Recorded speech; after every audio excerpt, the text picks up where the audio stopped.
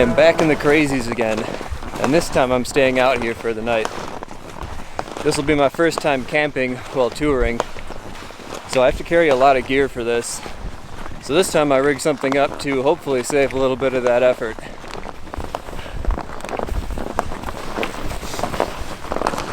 I bought a little children's sled. It's called the Winter Lightning, so hopefully this will make me go a lot faster. It is really warm out today. It's like 45 degrees. So I'm going to be shedding some layers in an effort to keep from sweating too much. Normally on just a day trip, it's not a very big deal if you sweat and if your clothes get wet. But since I'm staying out here for the night, I need to do everything I can to keep my clothes dry. Because once I stop moving and sort of settle in for the night, the temperatures are going to drop. And if my clothes are even a little bit damp, then I'm going to get really cold. Between the pack that I'm wearing and the sled and my skis and everything, I've probably got over 50 pounds of gear. And when I'm on flat ground, the sled works amazingly well. But when I start going uphill, that's when I start feeling it. Even kind of a slight incline is a lot more work.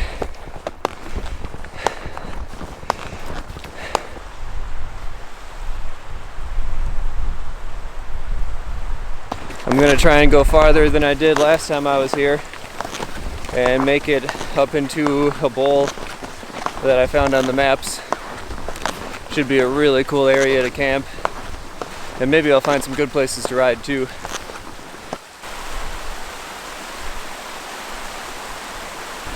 Well, this is kind of interesting. I just saw the first evidence of avalanche activity due to all this warm weather. And it just happened to be in the exact same spot that I was riding last time I was here.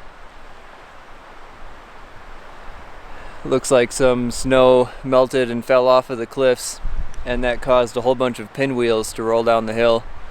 It's kind of minor stuff. It's only just snow rolling on top of the surface.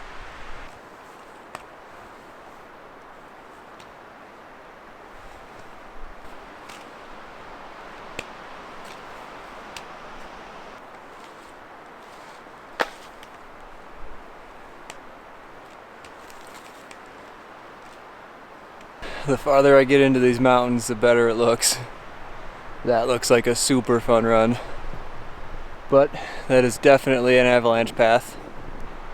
There aren't a lot of terrain traps, which means that there's no cliffs or trees in the path. It just kind of gradually comes down to the bottom of the valley. But if there was a slide, I definitely would get buried at the bottom. So that in itself is a terrain trap. But that looks like something to come back to.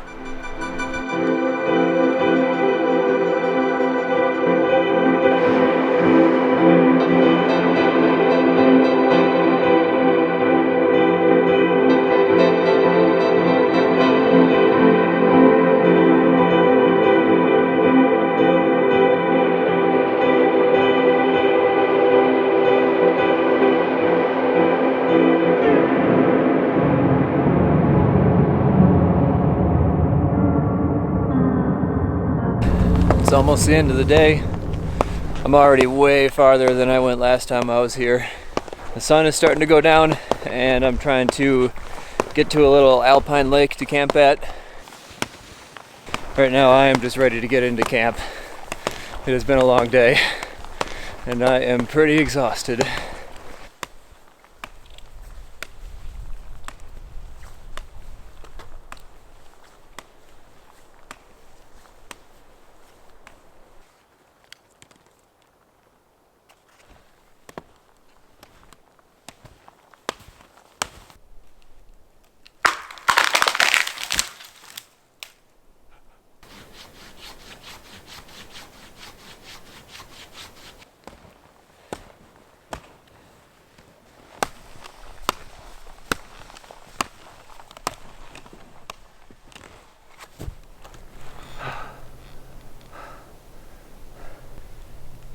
That tree is heavy.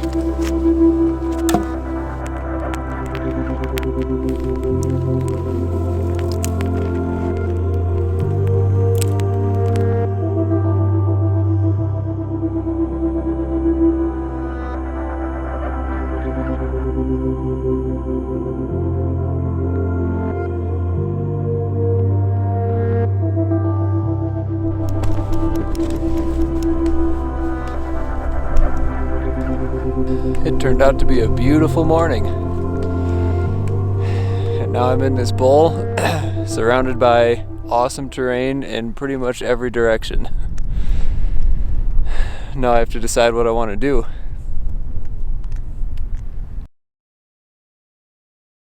On this side it looks like there's some more kind of technical stuff, some chutes and stuff like that. And then right at the head of this canyon, that just looks like an awesome face. But there's a lot of stuff up above that could slide, so that's kind of a higher consequence line. And then on this side over here, this whole side just looks like some really fun tree runs.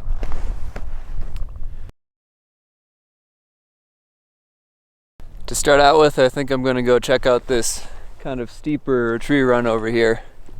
I'm going to pick a spot that doesn't have too much dangerous terrain above it, and then I'm going to dig a snow pit there. See what the snowpack is looking like, and if it looks good, then I'll head up.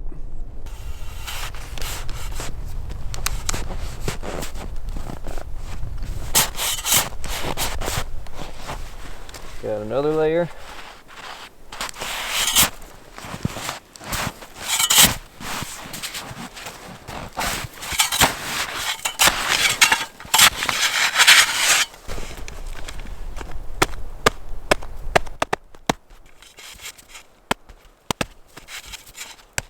All right, another very solid result. No cracking or anything on that one. This seems like a pretty solid column of snow. Very consistent. It's pretty much the same density the whole way down. Once you get towards the bottom, there's a few pretty thin little ice layers, but the facets that are down here are very small and they're very compact and condensed. So this is a pretty promising result.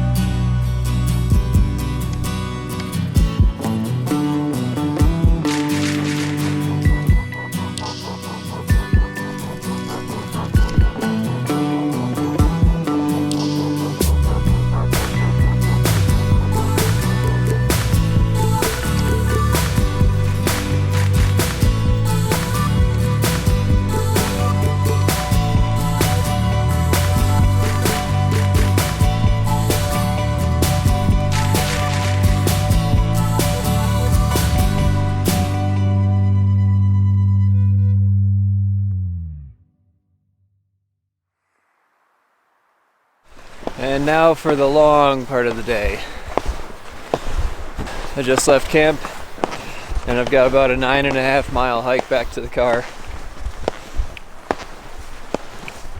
That's alright though, it was worth it, and it's going to be a nice hike back, especially because I'm going downhill. It's much easier on my legs, but much trickier to control this sled. It kind of has a mind of its own when I'm going downhill. It likes to pass me, and then it gets all tangled up in trees and flipped over and everything. And it really sucks to deal with. See, that's what tends to happen. Then I have to stop it and kind of walk around it.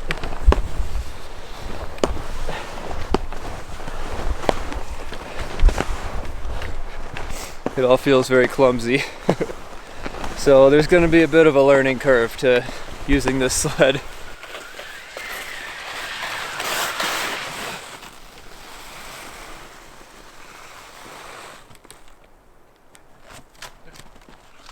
Gnarliest part of the whole day.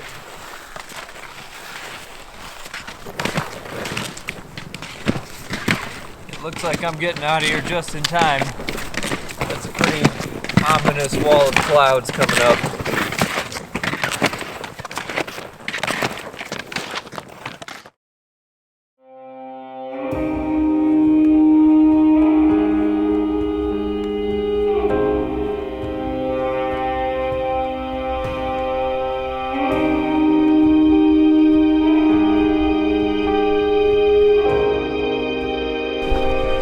I only live about an hour from the north entrance of Yellowstone, but I haven't really made it down here yet. I've been trying to explore places that are closer to me, but now I'm just starting to venture into Yellowstone, and there's a ton of cool stuff here.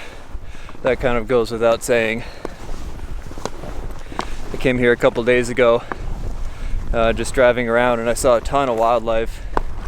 Today my plan is to explore it a little bit more by foot, get away from the roads, and if I find something good to ride, maybe I'll do some snowboarding, but that's not really what today is about.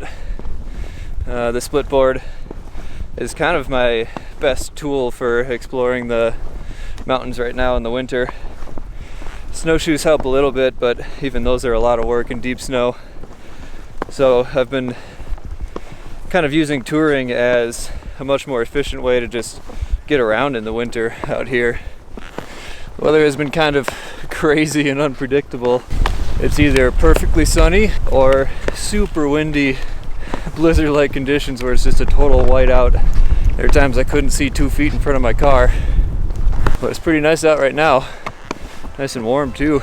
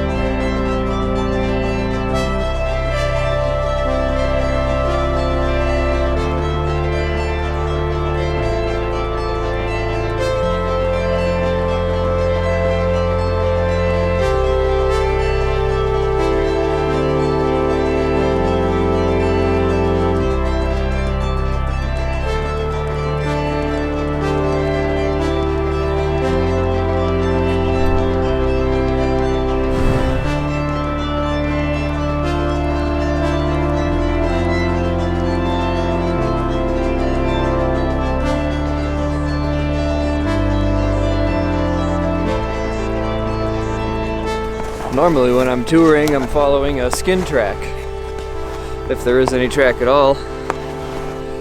Here in Yellowstone, I get to follow bison tracks. Not quite as even and nice to walk on as a new skin track.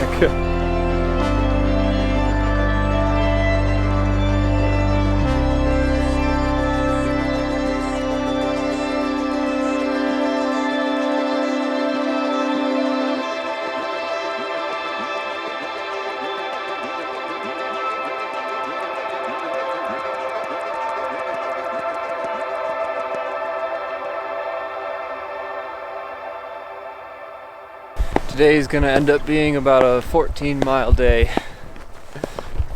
I was having so much fun just exploring and taking pictures of all the wildlife that I didn't really even look for a spot to snowboard. And that is alright by me. I still had a great time. I'm pretty exhausted and I still have probably 5 miles to go.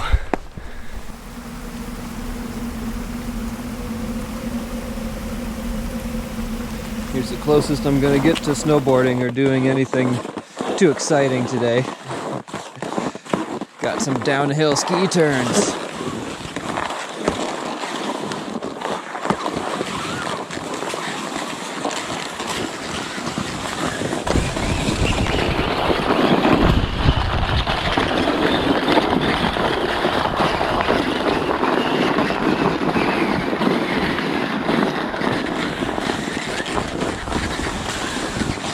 Oh my god.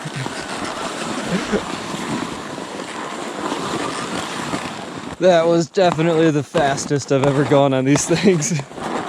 I almost lost it a couple times.